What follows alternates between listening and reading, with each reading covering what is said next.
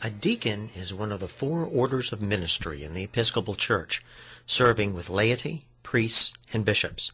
Deacons are unique in that they have a special focus on servanthood. The first thing that sets deacons apart is the commitment to serve, and the commitment to serve in the world. And that's not to say that our priests and our bishops don't, because clearly they do, but the deacons are the ones, who, if you will, who are rolling up their sleeves and getting out there.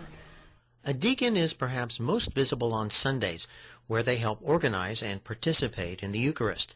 Melissa Sands, a deacon at Calvary Episcopal Church in Indian Rocks Beach, Florida, is responsible for most of the details of a Sunday service. David carrying the cross. David is our crucifer. David will do bells. Would you like to be the middle chalice? Very good. Okay. And then Judy, who we are expecting, will be the other. Yes, she's here. Oh, good, she is here. Deacons are not generally compensated for their church work. Most have other jobs.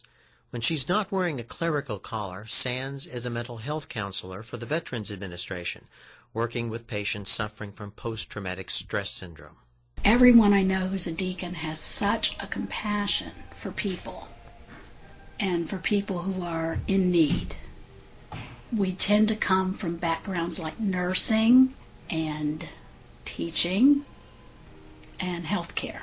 She says her work at the VA and her calling as a deacon go hand in hand.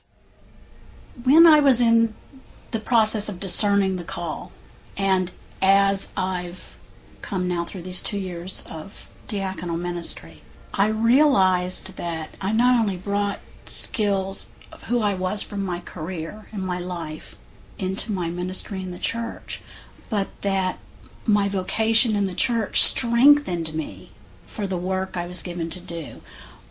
Obviously, one thing that I feel Christ gives me is a strength and a peace and a centeredness, because in the kind of work I do, and it's the same for teachers and nurses and doctors, the burnout factor is really high. But I always feel like, I'm back here on Sunday, I'm being renewed, and I start my morning with prayer. I'm not doing it alone. I have such a joy in serving. It's very hard to explain.